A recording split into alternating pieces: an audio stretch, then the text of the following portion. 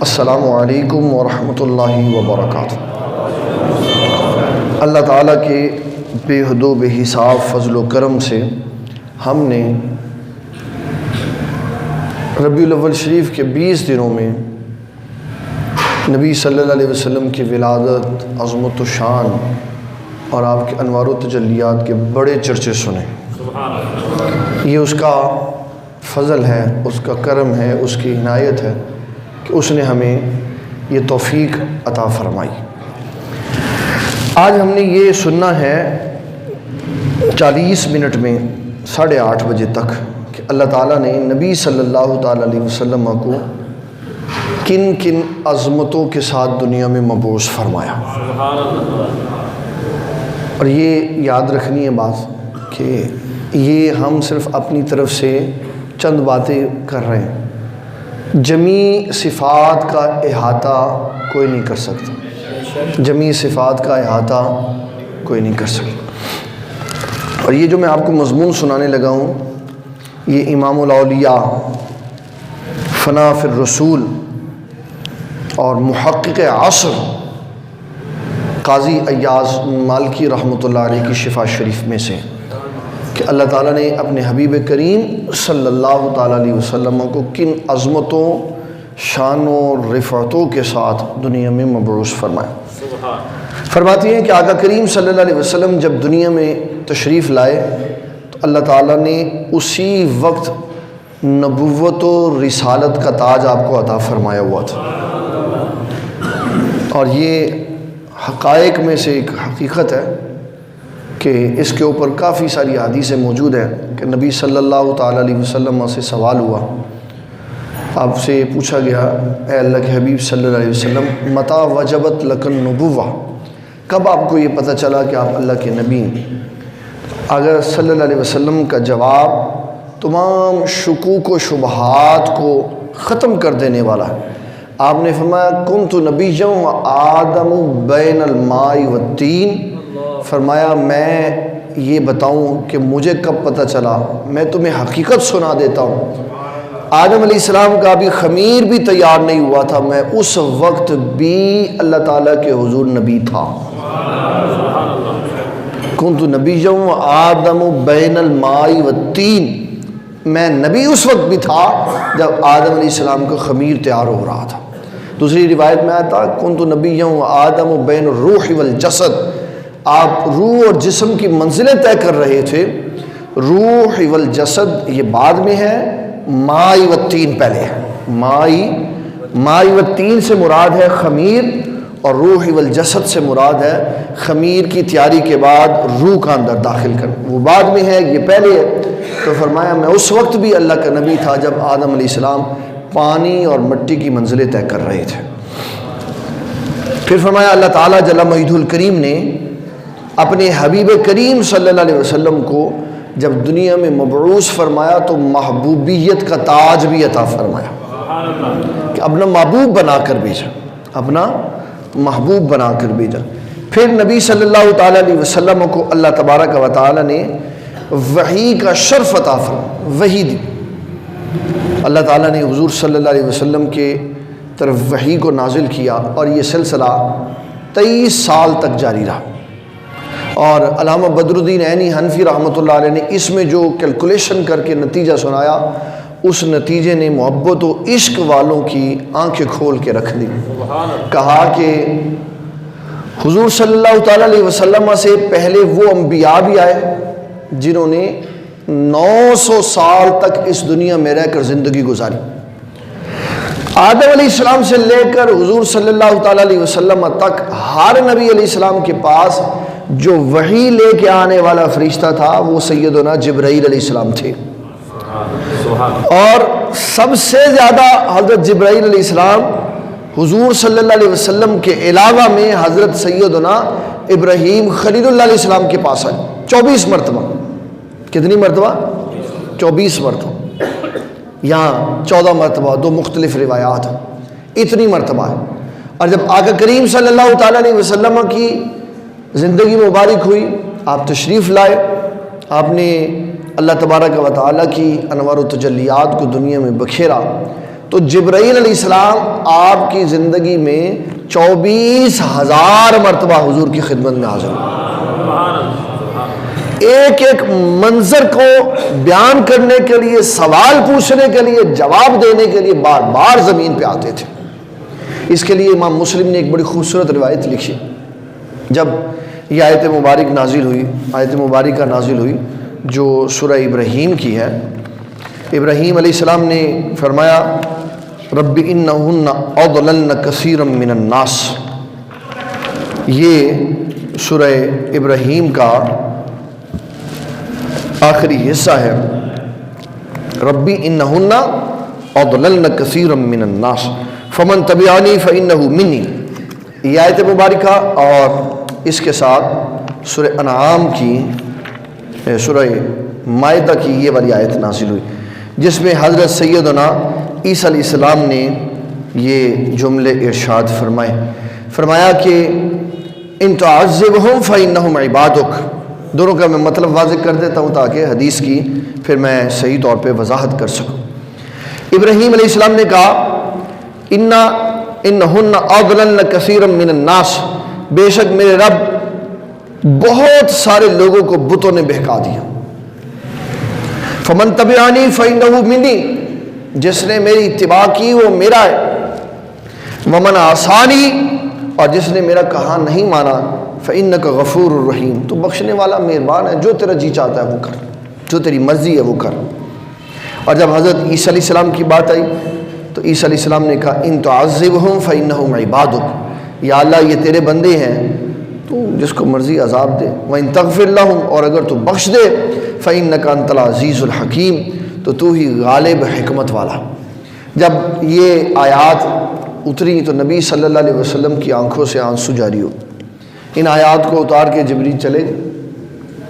اللہ نے فرمایا جا جبریل دوبارہ جا اور میرے محبوب سے پوچھ حضور آپ رو کیوں رہے.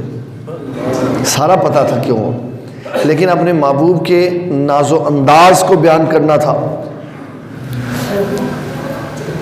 جبریل علیہ السلام واپس آئے، پوچھا آپ کیوں رو رہے؟ تو کہا میں انبیاء کی گفتگو سن کے رو رہا ہوں. پھر گئے واپس، پھر جا کے بتایا انبیاء کی گفتگو سن کے رو رہے. کہتے ہیں یا اللہ یہ بندے تیرے ہیں، گناہ ہے، گناہ کرتے ہیں، تیری مرضی معاف کر دے، تیری مرضی عذاب دے. تو اللہ نے فرمایا جا جبریل پھر جا محبوب کے پاس، پوچھ محبوب آپ کیا چاہتے ہیں، آپ کیا چاہتے ہیں. پھر حضرت جبرائیل علیہ السلام آئے، کہا حضور اللہ تعالیٰ جل مجدہ الکریم فرماتا ہے آپ کیا چاہتے ہیں. فرمایا کہ میں یہ چاہتا ہوں کہ جس طرح نیک میرے ہیں گناہگار بھی میرے، نیک میرے ہیں گناہگار بھی میرے. میں نے ایک شاعر سے سنا، وہ بڑا خوبصورت شعر پڑھ رہا تھا، میں نے تلاش کی لیکن مجھے ملا نہیں یہ شعر، لیکن اس نے، یہ ہے 1994 کی بات، وہ ابھی بھی میرے ذہن میں الجھا ہوا ہے شعر. کافی کوشش کر رہا ہوں کہ مجھے ملے لیکن ابھی نہیں ملا. نہیں مقدر میں ہے، ہوگا تو مل جائے. بڑے بزرگ آدمی تھے، بہت بڑے خطیب تھے. تو نعت پڑھتے ہوئے، نعت پڑھتے تھے نثر کی صورت. تو کہتے ہیں کہ ان کے گناہ گار کو تو چاہیے کرم، ان کے گناہ گار کو، جو گناہ گار ہے اس کو تو کرم ہی چاہیے، جو گناہ گار ہے اس کو تو کرم ہی چاہیے. لیکن کہا اگلے مصرے میں بڑا خوبصورت جملہ کہا، ان کے گناہ گار کو تو چاہیے کرم، ان کے کرم کو بھی تو گناہ گار چاہیے. اگر گناہ گار نہیں ہوگا تو کرم کس پہ فرمائیں گے؟ تو جتنا بڑا گناہ گار ہوگا اتنی بڑی کرم نوازی وہ فرمائیں گے. تو فرمایا یا اللہ یہ گناہ گار بھی مجھے دے دے. اور مدینۃ المنورہ جب جائیں نا نبی صلی اللہ علیہ وسلم کے روضہ شریف کی زیارت کے لیے، تو باب السلام سے داخل ہوں تو ریاض الجنہ میں اتنی بڑی حدیث لکھی ہوئی ہے کہ نبی صلی اللہ علیہ وسلم نے فرمایا میری شفاعت قیامت والے دن بڑے بڑے گناہ گار لوگوں کے لیے ہوگی. چھوٹے تو ویسے ہی بخشے جائیں، چھوٹے تو ویسے ہی بخشے جائیں، ایسے ہی ہے. اتنی بڑی حدیث لکھی ہوئی ہے اس کی کہ میری شفاعت قیامت والے دن بڑے بڑے گناہ گاروں، کبیرہ گناہ والوں کے لیے ہو،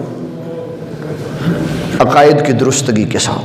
تو فرمایا اللہ تعالیٰ نے مجھے وحی عطا فرمائی، وحی کے ذریعے اللہ ہم کلامی کرتا رہا. کبھی وحی اللہ تعالیٰ جل مجدہ الکریم نے فرشتوں کے ذریعے سے دی، اور فرشتوں میں جبرائیل اور اسرافیل ہیں.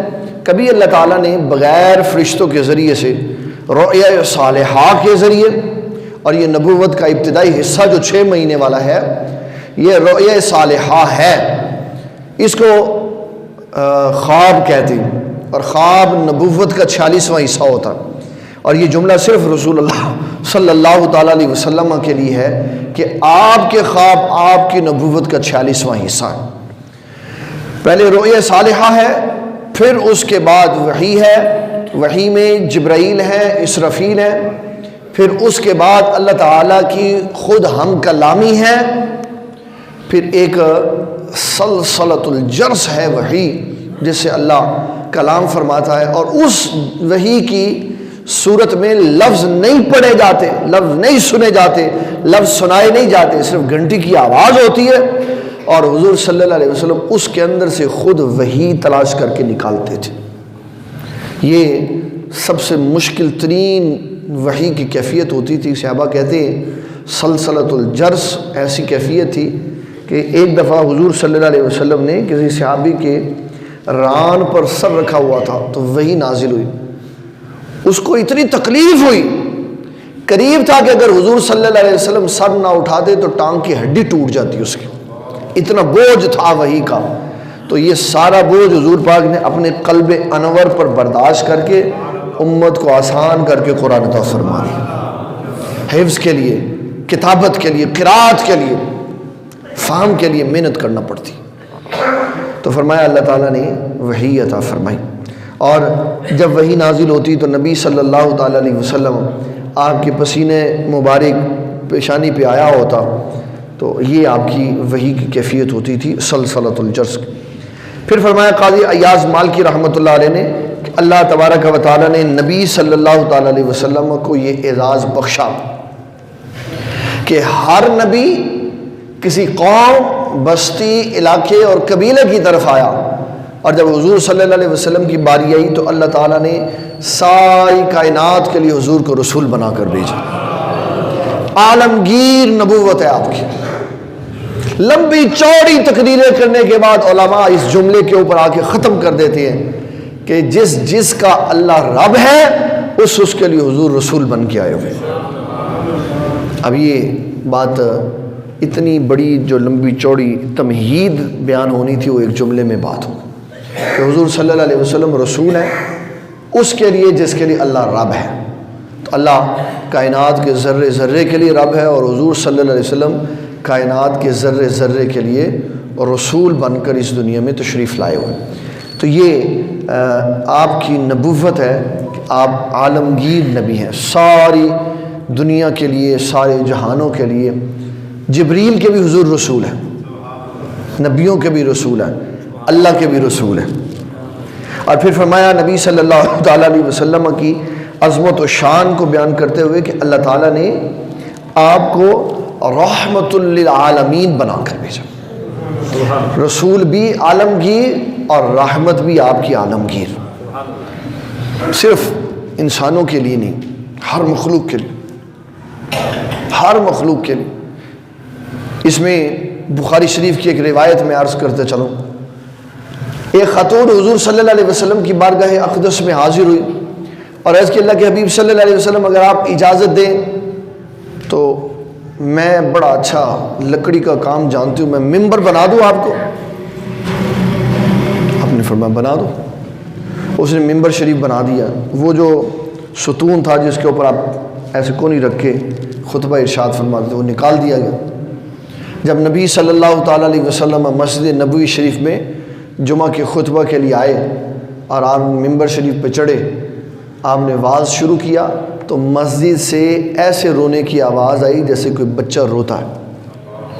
اب جب صحابہ نے دیکھا کہ کون رو رہا ہے، اب کسی کو نہیں پتہ چلا کہ کون رو رہا. تو نبی صلی اللہ تعالیٰ علیہ وسلم ممبر شریف سے اترے تو آپ نے لکڑی کے تنے کو جا کے سینے سے لگایا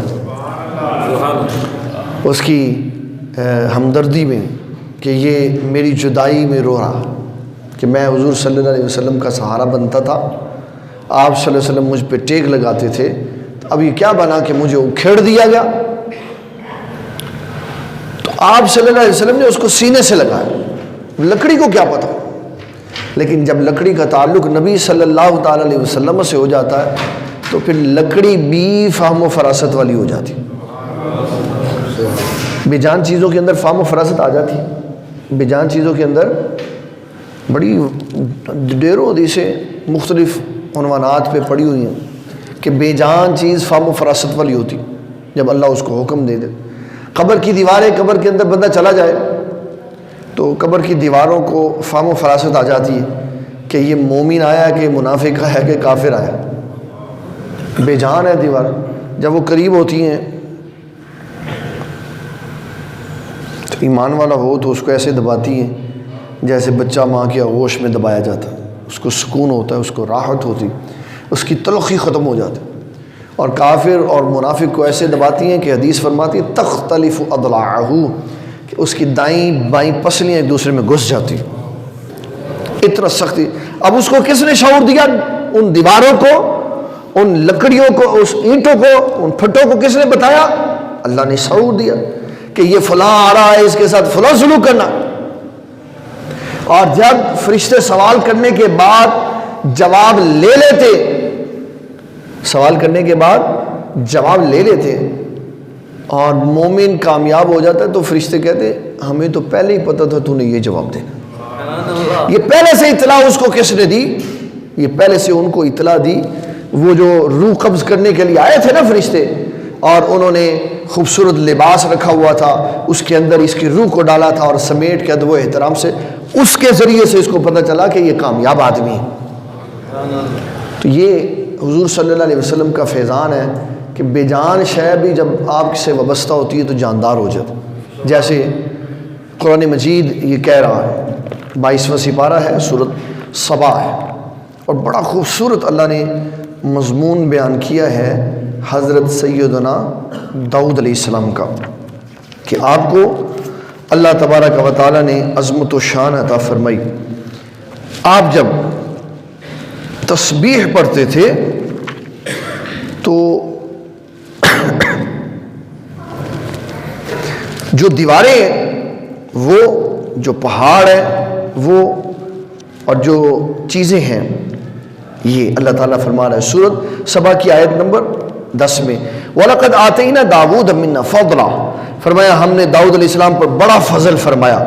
یا جبال اویبی مَعَهُ وَالطَّيْرُ، فرمایا کہ جب وہ تسبیح پڑھتے تھے تو پہاڑ اور پرندے بھی ان کے ساتھ تسبیح پڑھتے تھے، پہاڑ زندہ ہو جاتے تھے، پتھر ہیں زندہ ہو جاتے تھے۔ اور جب نبی صلی اللہ تعالیٰ علیہ وسلم کی باری آئی تو آپ جس لقمے کو کھانے کے لیے روٹی سے توڑ کر اپنی انگلیوں کے ساتھ لگاتے تھے وہ لقمہ بھی تسبیح پڑھتا تھا، وہ لقمہ بھی تسبیح پڑھتا تھا۔ اور اگر ہم نبی صلی اللہ علیہ وسلم کی عظمت و شانوں کو دیکھیں تو جو عظمتیں اور جو شانیں اللہ تعالیٰ نے ہمارے آقا صلی اللہ علیہ وسلم کو عطا فرمائی وہ کسی کو بھی نہیں عطا فرمائی۔ سب سے بڑھ کر عظمت و شان اللہ تعالیٰ نے اپنے حبیب کریم صلی اللہ تعالیٰ علیہ وسلم کو عطا فرمائی۔ پھر فرمایا کہ نبی صلی اللہ تعالیٰ علیہ وسلم کو اللہ تبارک و تعالیٰ نے جو نعمتیں عطا فرمائی ان میں سے اللہ تعالیٰ نے آپ کی نورانی انگلیوں سے پانی کے چشمے جاری فرما دی۔ یہ واقعہ ہے حدیبیہ سے واپسی کا، یہ دو اکٹھے معاملات۔ جب نبی صلی اللہ تعالیٰ علیہ وسلم آپ عمرہ کی سعادت کے لیے گئے اور وہاں پر قریش مکہ نے مقام حدیبیہ پر روک دیا، تو آقا کریم صلی اللہ علیہ وسلم کا معاہدہ ہوا مشرکین مکہ کے ساتھ، اور اس میں زیادہ اکثریت والی باتیں انہی کی مانی گئی۔ جب سب معاہدہ ہو گیا تو حضرت سیدنا عمر بن خطاب رضی اللہ تعالیٰ عنہ آپ اپنے مخصوص انداز میں اظہار فرمانے والے تھے، تو کہنے لگے حضرت سیدنا ابو بکر صدیق سے کہ حضور صلی اللہ علیہ وسلم نے تو فرمایا تھا ہم عمرہ کرنے چاہ رہے، تو یہ کیا ہوا؟ عمرہ تو کیا ہی نہیں۔ تو حضرت ابو بکر صدیق کمال جواب آپ نے ارشاد فرمایا، آپ نے فرمایا عمر ٹھیک ہے حضور پاک صلی اللہ علیہ وسلم نے کہا تھا، لیکن آپ نے یہ تھوڑی کہا تھا کہ ہم اسی سال عمرہ کریں گے، ہم وہاں سے نکلے اللہ کی رضا کے مطابق، یہاں نظام اور تھا، اب واپس چلے جائیں گے۔ پھر جب اللہ تعالیٰ نے ارشاد فرمایا تو پھر ہم دوبارہ عمرے کے لیے آ جائیں۔ اب جب یہ سارا معاملہ ہوا تو نبی صلی اللہ علیہ وسلم نے فرمایا چلو اٹھو جانور ذبح کرو۔ اب وہ شدید ایک تکلیف کرب، سب بیٹھے ہو، آپ نے دوسری بار فرمایا جاؤ قربانی کرو، جاؤ ذبح کرو، تیسری بار فرمایا۔ جب یہ بات ہوئی تو حضور صلی اللہ علیہ وسلم کی زوجہ محترمہ عرض کرنے لگی، آپ نے ان سے اظہار کیا، فرمایا میں پریشان ہوں، 3 بار میں نے بات کی تو انہوں نے نہیں مانی، یہ کیسے ہوا؟ ایسا تو اس سے پہلے کبھی نہیں ہوا۔ تو انہوں نے بڑا حکیمانہ انداز میں عرض کی، حضور آپ قربانی کریں، صحیح جانور ذبح کریں، پھر دیکھیں صحابہ آپ کی طرف کیسے لپکتے۔ تو آپ نے خنجر اٹھایا اور آپ نے نہر کر دیا اونٹ، بس یہ کرنے کی دیر تھی، پھر سارے اٹھے اور انہوں نے اپنے جانور ذبح کیے۔ اور نبی صلی اللہ علیہ وسلم کی رحمت کی انتہا تھی، جنہوں نے عمرہ کرنے کے لیے آپ کو مکہ میں جانے نہیں دیا، آپ نے گوشت ان کو بھی تقسیم فرمایا، مکہ میں جا کے دیا، وہاں جو غریب رہتے ہیں جنہوں مدت سے کبھی گوشت نہیں ملا وہ بھی گوشت کھا لیں۔ جب یہ سارا کچھ ہوا سب خالی کر دیا، سب بانٹ دیا۔ جب واپسی ہوئی تو کچھ منزلیں آگے گئے، آگے کریم صلی اللہ علیہ وسلم نے فرمایا لاؤ کھانے کے لیے سامان، تو کہا کھانا تو کوئی نہیں ہے، کھانا تو سارا وہ گوشت تقسیم کر دیا جو تھا وہاں پہ پکا لی۔ آپ نے فرمایا کوئی بچا ہوا سامان ہے؟ تو جس کے پاس کھجور تھی، ستو تھے، جو تھے، وہ لا کے دسترخوان پہ لگا۔ آپ نے برکت کی دعا فرمائی، فرمایا چلو اس سے اپنے سامان بھرو۔ اب ان تھوڑے قلیل کھانے کو جو ایک دسترخوان پہ موجود تھا، صحابہ نے برتن بھی بھرے، اپنے تھیلے بھی بھرے، اونٹوں کی دونوں کوہانے بھی سائڈ پہ جو بیگ لگے تھے وہ بھی بھرے، اور کھایا بھی اور تسلی بھی کی، اور سامان ویسے کا ویسا ہی پڑا رہا۔ اللہ نے برکت پیدا فرمائی۔ اور پھر جب پانی کا مسئلہ آیا تو آپ نے اپنا نورانی دست مبارک ایک برتن کے اندر رکھا، تو صحابہ نے کہا کہ ہم نے دیکھا حضور صلی اللہ علیہ وسلم کی انگلیوں سے پانی کا چشمے نکل رہے۔ ہمارے بابا جی نگینہ صاحب رحمۃ اللہ علیہ آپ اس کو بڑے خوبصورت اشعار میں بیان کر، آپ فرماتے لب پئی سوئی ہنیرے وچ جس دم کملی والے تبسم فرما چھڑیا، تے قوم جدو ہوئی پیاسی تے کملی والے نے انگلیاں چو چشمہ چلا چھڑیا۔ اللہ تعالیٰ نے ہر قسم کا اختیار آپ کو دی، ہر قسم کا یقین مانے۔ آپ کو میں بتاؤں، اگر ہم فتاوی رضویہ سے نبی صلی اللہ تعالیٰ علیہ وسلم کے بارے میں عقیدے کا ایک ٹاپک پڑھ لیں کہ آپ نے حضور صلی اللہ علیہ وسلم کی عظمت و شان کیسے سنائی، تو ایسے معلوم ہوتا ہے ان لفظوں کو پڑھنے کے بعد کہ قدرت کے علاوہ اللہ تعالیٰ نے ہر شے محبوب کے قدموں پہ نچھاور فرما۔ قدرت کے علاوہ ہر شے نبی صلی اللہ علیہ وسلم کے قدموں پہ نچھاور، محبوب جیسے چاہیں جب چاہیں جو چاہیں آپ فرما دے، حلال کو حرام کر دے، حرام کو حلال کر دے، سب آپ کے اختیار میں دی تھی۔ اور بعض اس پہ یہ بھی فکر ہوتی ہے کہ نہیں وہ فلاں شے نہیں تھی، آپ کے پاس فلاں شے نہیں، وہ بھی فلاں بھی نہیں تھی، وہ فلاں بھی نہیں تھی۔ تو ہمارے بابا جی نگینہ صاحب رحمۃ اللہ علیہ فرماتے ہیں جنہوں کچھ بھی دینا نہ ہوئے، جنہوں کچھ بھی دینا نہ ہوئے، جدی گل بھی مننی نہ ہوئے، بلا پوچھا رب کو لو، ایہو جے محبوب بنائے گئے۔ محبوب تو وہ ہوتے ہیں جن کو سب کچھ دیا جاتا ہے، محبوب تو وہ ہوتے ہیں جن کو سب کچھ دیا جاتا ہے۔ ویکھو محبوباں دی مرضی تے قبلے بدلائے جاندے نے، محبوب دے پاک اشاریاں تے سجدے کروائے جاندے، لب ہلے نہیں، ہاتھ چائے نہیں، ایویں رخ دا رخ بدلایا سی، اے تھے بھی فطر داد وعدے پہ طور چڑھائے جاندے نے۔ کہ آپ بنو سلمہ کی مسجد میں نماز پڑھا رہے تھے تو دل میں خیال آیا یا اللہ نہیں یہ والا قبلہ نہیں ہمیں چاہیے، دل میں خیال، یہ نہیں کہا یا اللہ یہ نہیں قبلہ چاہیے، دل میں خیال۔ تو نماز ہی کے دوران میں اللہ نے حکم دی محبوب جس قبلے پہ آپ راضی میں بھی اسی پہ راضی۔ 3 مسجدوں میں قبلہ تبدیل ہوا دوران نماز، نماز ظہر میں بنو سلمہ کی مسجد میں، نماز عصر میں مسجد قباء میں، اور مدینہ کی باقی مسجدوں میں اور نماز فجر میں دیہات میں مسجد تبدیل ہوئی، قبلہ تبدیل ہوا، اور سب نے وہ قبلہ چھوڑ دیا جو حضور نے چھوڑ دیا، اور انتظار بھی نہیں کروایا کہ نہیں سلام پھر جائے گی تو پھر نہیں، کہا دوران نماز ہی ادھر منہ کر دو، جن کچھ بھی دینا نہ ہوئے، جدی گل بھی مننی نہ ہوئے، بلا پوچھا رب کو لو، اے ہو جے محبوب بنائے جاندے، محبوب کے اوپر نبی صلی اللہ تعالیٰ علیہ وسلم کے قدموں پر اللہ تعالیٰ نے ہر شے کائنات کی نچھاور فرما دی۔ سورج کتنا بڑا، سورج ایسے واپس حضور نے نکال دیا، چاند انگلی کے اشارے سے توڑ دیا، زمین کے آسمان کے سبھی معاملات اپنی مرضی سے کر کر دکھا دیے، سورج الٹے پاؤں پلٹے، چاند بھی اشارے سے ہو چاک، اندھے دیکھ قدرت رسول اللہ کی۔ دیکھ اللہ تعالیٰ نے کتنا اختیار اپنے محبوب کو عطا فرمایا۔ تو فرمایا حبیب صلی اللہ علیہ وسلم، اللہ تعالیٰ نے آپ کی انگلیوں سے پانی کے چشمے جاری فرمائے، کام کو زیادہ کر دیا، کام کو زیادہ کر دیا۔ امام بخاری نے لکھا 1000 بندہ تھا، امام احمد بن حنبل نے 1600 بندے کا لکھا، کہ جب خندق کے موقع پر نبی صلی اللہ علیہ وسلم کی دعوت کی حضرت جابر نے، اور کان میں آ کے انہوں نے کہا حضور میں نے آپ کے لیے کھانا بنایا ہے، تو نبی صلی اللہ علیہ وسلم نے سارے خندق والوں کو خطاب فرمایا، یا معاشر الخندق، اے خندق کے ساتھیوں، جی حضور کیا حکم ہے؟ آپ نے فرمایا حضرت جابر نے دعوت کی، پسینوں پسینی جابر، پتہ نہیں کی بڑھے گا۔ اب آپ یہ تو اندازہ لگا سکتے کہ کھانا تھوڑا ہو، بندے زیادہ بارات میں آ جائے تو کیا بنتا، پھر وہ کہتا ہے یار دعا کرو آج عزت رہ جائے۔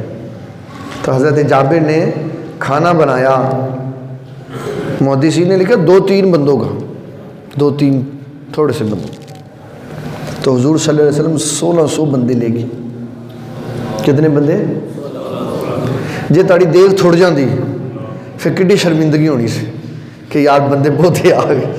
اللہ نے عزت رکھ دے، اللہ نے عزت رکھ دے، تو بندے آ گئے 1600، تو بکری ہو ایک ہی اور جو ہو تھوڑے سے، تو پھر سرکار نے کرم نوازی فرمائی۔ اچھا اس میں بڑی حکمت ہے، کرم نوازی بھی ویسے فرمائی جیسے اہل عقیدہ ان کو گول کی عقیدہ پلا دی، کہ آقا کریم صلی اللہ علیہ وسلم نے فرمایا کہ جابر ہمارے آنے سے پہلے ہنڈیاں نہیں اتارنی اور روٹیاں بھی نہیں پکانی۔ جب گئے آپ تو صحابہ اکرام رضوان اللہ تعالیٰ علیہ مجمعین کی موجودگی میں، گھر والوں کی موجودگی میں، آپ نے نورانی لعاب شریف ڈالا بیچ میں، نورانی لعاب شریف بیچ میں ڈالا۔ دعوت فکر ہے اس لیے یہ بات کر رہا ہوں، ویسے ہم نیگیٹو بات نہیں کرتے، پازیٹیو بات کرتے، دعوت فکر ہے اس لیے بات کر رہا ہوں۔ کبھی کسی کو وہم پیدا ہو جائے کہ وہ فلاں بندہ یہ وہم میں مبتلا ہو گیا کہ شاید میں بھی بندہ ہوں تو انبیاء بھی بندے ہوتے ہیں تو کہیں ایک جیسے تو نہیں ہوتے، تو یہ پریکٹیکل کر کے دیکھ لے، بیوی بچوں کو سامنے بلا کے بہترین بریانی اور قورمہ اور فش اور سارا کچھ کر کے پھر لعاب شریف اپنا ڈال کے تو پھر بچوں کو کھا لے، وہ کہے گی بی بی ابا جی تھوڑے مینٹل کیس ہو گئے، انہوں نے مینٹل ہاسپٹل میں داخل کر۔ بابا نبی تو نبی ہوتے، نبی تو نبی ہوتے۔ ازواج مطہرات، قاضی ایاز مالکی نے شفا میں لکھا، فرمایا جب نبی صلی اللہ علیہ وسلم قضاء حاجت کے لیے جاتے تھے اور کوئی پیچھے جاتا، جب حضور واپس آتے تو کوئی پیچھے جاتا، اور جب وہاں جاتا تو اتنا اللہ تعالیٰ نے پردے داری کا نظام رکھا ہوا تھا، کسی جانے والے کو خوشبوؤں کے علاوہ کوئی شے نہیں نظر آتی تھی، کوئی شے نہیں نظر آتی تھی، خوشبو ہی خوشبو ہوتی تھی، خوشبو ہی خوشبو ہوتی تھی۔ یہ انبیاء کی پاکیزگی ہے، یہ ان کی طہارت ہے، یہ ان کے اوپر اللہ تعالیٰ کا فضل اور کرم کہ ان کے یہ ظاہری اجزاء بھی سارے خوشبودار ہوتے ہیں، اور ان کے جسم سے جو شے بھی نکلتی ہے وہ ظاہری خوشبودار ہوتی ہے، اور حدیث میں ہے کہ وہ زمین اپنے اندر ضبط کر لیتی ہے اور خوشبو کے علاوہ کوئی شے نہیں چھوڑتی۔ تو نبی صلی اللہ علیہ وسلم نے لعاب شریف ڈالا، تو صحابہ کا ویسے یہ طریقہ کار ہوتا تھا، وہ بڑا مبالغہ کر کے بات کرتے تھے، حضور کی عظمت کے بارے میں مبالغہ کر کے بات کرتے۔ پوچھا جی ہاں جی کتنے بندے سن جی، کھانا کنے دا؟ کہتے بندے تھے پاویں لاکھ ہوندا، بندہ تے پاویں جدو سرکار آ گئے نا تے کھانا پورا ہو جانا سی، بندہ پاویں لاکھ ہوندا، لیکن بندے عام تھے 1400 1600 بندے تھے، تے 1600 بندے دی روٹیاں کنے پکائیں؟ کنے پکائیں؟ 3 دن کے بھوکے پتھر باندھے ہوئے پیٹ پہ، اور حضرت حذیفہ بن یمان ایسے ایسے کہتے ایسے کہ ایسے میں بیٹھا ہوا تھا، ایسے میرا یہ دونوں رانے میرے پیٹ کے ساتھ جڑی ہوئی تھی، اور سردی کی شدت اور بھوک، اور حضور صلی اللہ علیہ وسلم نے مجھے بلایا، فرمایا حذیفہ ادھر آؤ۔ جی حضور۔ فرمایا جاؤ کافروں کی رپورٹ لے کے آؤ، کیا کر رہے ہیں؟ کہتے ہیں جب میں پیچھے سے گیا نا تو آپ نے میرے لیے برکت کی دعا فرمائی، کہا یا اللہ اس کی حفاظت فرما۔ کہا وہ جو مجھے سردی محسوس ہو رہی تھی نا، جب حضور نے دعا کی تو ساری سردی ختم ہو گئی۔ پھر جب میں آگے گیا تو حضور پاک نے واپس بلایا، فرمایا واپس۔ جی حضور۔ فرمایا تیر نہیں چلانا، لڑائی نہیں کرنی وہاں پہ، صرف خبر لے کے آنی ہے وہ کیا کر رہے ہیں۔ آپ فرماتے ہیں میں اندھیرے میں وہاں پہنچ گیا، ادھر ابو سفیان خطاب کرنے لگا، اور خطاب فوجی تھا، وہ بھی اپنے قبیلے کا سربراہ تھا، جنگی جنون تھا، اور ہر قسم کی لڑائی کی ترکیب اور فیصلے کا کرنا اور غلبہ پانا، اس کی ساری اس کو ٹریننگ تھی۔ یہ دیکھنے کے لیے کہ ہماری کوئی بات تو سن نہیں رہا، اس نے اعلان کیا ہر کوئی دوسرے کو ہاتھ سے پکڑے اور پوچھے تو کون ہے، تاکہ کوئی غیر بندہ تو نہیں بیٹھا ہوا بیچ میں۔ تو حضرت حذیفہ بن یمان کہتے ہیں جو ہی یہ بات ہوئی تو میں نے فوری طور پہ ساتھ والے کو کہا بتا اپنا نام، بتا تو کون ہے۔ کہتے ہیں یہ فوری حکمت عملی جب میں نے اپنائی، اب وہ مجھ سے نہیں پوچھ سکا کہ تیرا نام کیا، تو میری پردے داری رہ گئی، میں نے اس کا پوچھ لیا اور میں بچ گیا۔ اور فرماتے ہیں ابو سفیان میرے تیر کے نشانے پہ تھا، لیکن سرکار کی حکمت کمال تھی، آپ نے پہلے بھی دیکھا ہوا تھا کہ اللہ نے اس کے مقدر میں اسلام لکھا ہوا، تو اگر آج حضور نہ کہتے تو فرماتے ایسے تیر کے نشانے پہ تھا، میں نے مار دینا تھا اس کو، لیکن حضور صلی اللہ علیہ وسلم کی حکمت عملی آپ نے نہیں مارنے کی اجازت دی، فرمایا صرف خبر لے کے آنا۔ اور اس نے واز کیا کیا، اس نے کہا دیکھو بھائی سردی بڑی ہے، جانور مر رہے ہیں اور کئی قبیلے چلے گئے، میں تو جا رہا ہوں، تو جس نے جان بچانی ہے وہ میرے پیچھے واپس آ جائے۔ تو جب حضرت حذیفہ بن یمان کہتے ہیں میں حضور صلی اللہ علیہ وسلم کی بارگاہ میں یہ خوشخبری لے کے گیا تو آپ سجدے میں چلے گئے، یا اللہ تیرا شکر ہے تو نے دشمن ہمارے اوپر سے ختم کر دی۔ یہ ہے حذیفہ بن یمان جو رازدان مصطفیٰ کریم صلی اللہ تعالی علیہ وسلم۔ یہ تھا غزوہ خندق، سخت سردی میں ہوا، سخت سردی میں، اور جسم کے اوپر سویٹر نہیں ہے پہننے کے لیے، اور چادریں بھی نہیں ہیں، اور ایک ہی لباس ہے جو پہنا ہوا ہے، اور حضور کے لیے اپنی جانوں کے تحفے لے کے سب حاضر ہیں۔ تو حضرت جابر نے جب کھانے کے لیے بلایا اور لعاب شریف ڈالا تو کہا ہم 1600 تھے، تو آپ نے کہا بس سالن ڈال کے دیتے جاؤ، اور ایسے نہیں جیسے ہمارے ہاں دیتے ہیں۔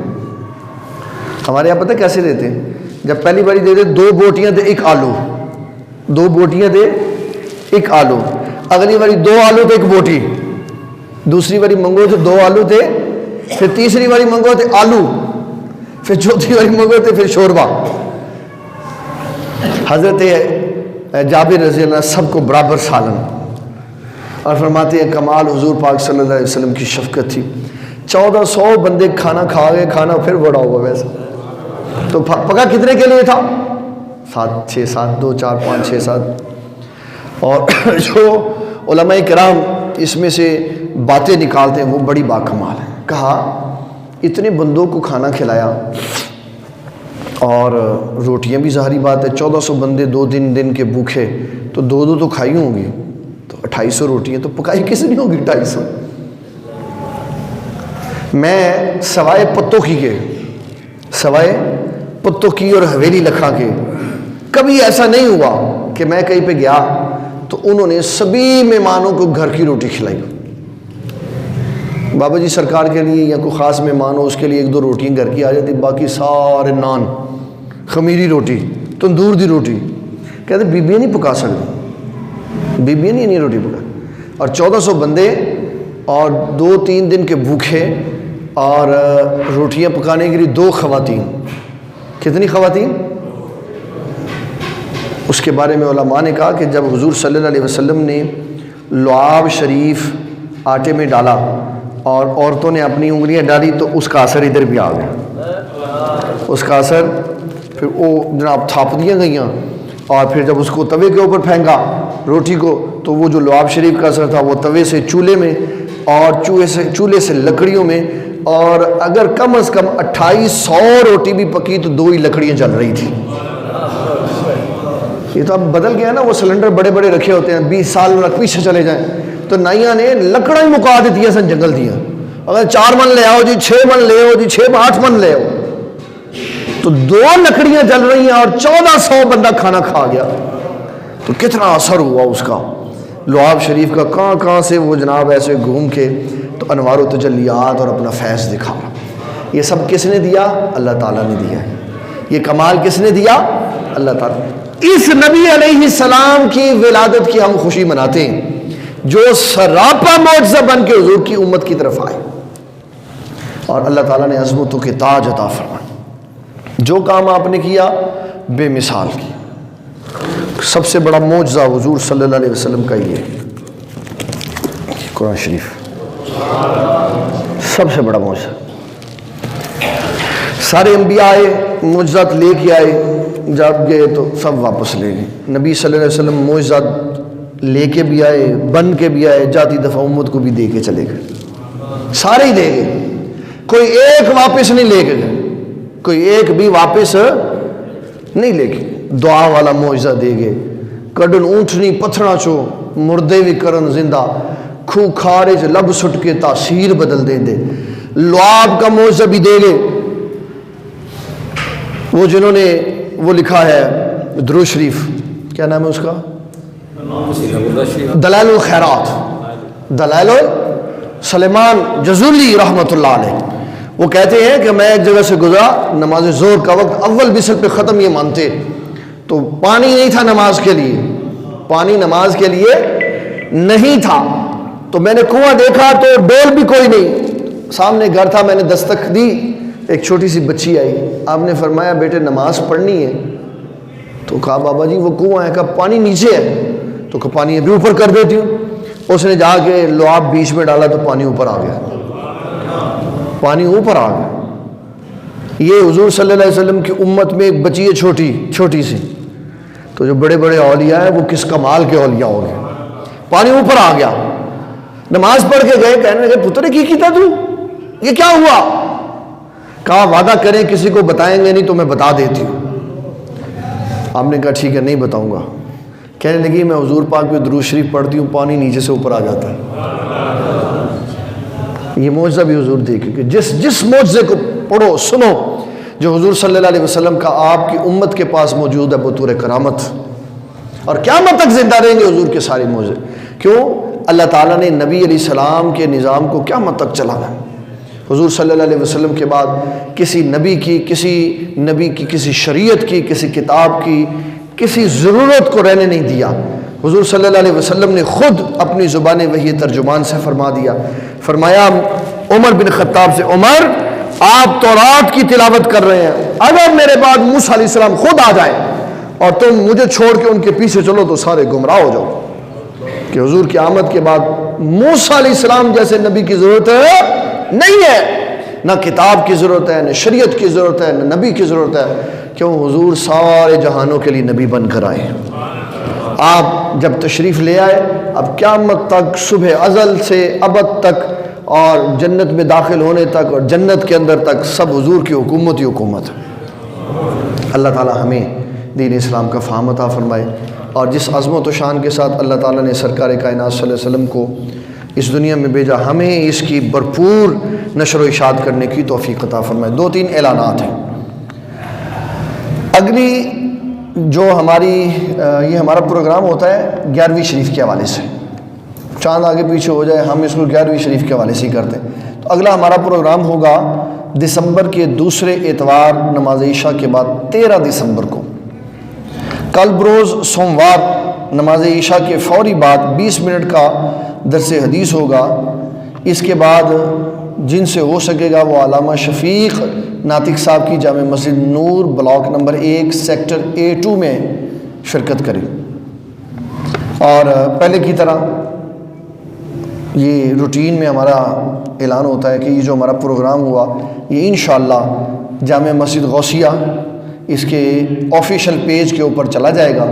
تو جنہوں نے اپنے نمبر بھی فیڈ کروائے تھے پچھلے مہینے ان کو بھی کلپ آ جائیں گے اور باقی سارا مضمون بھی وہاں پہ آ جائے گا۔ اللہ تعالی ہمیں دین اسلام کا فہم عطا فرمائے۔ اور تیسری بدھ کو کالج روڈ پہ قریش شادی ہال القریش شادی ہال وہاں پہ بھی نماز عشاء کے بعد محفل میلاد النبی ہوگی، جس پیارے بھائی کے پاس ٹائم ہو اس میں بھی شرکت فرمائیں۔ جی قبلہ شفیق ناطق صاحب کی مسجد میں بندہ نچیز نے حاضر ہونا ہے، تو جو وہاں آنا چاہے آ سکتا ہے۔ جی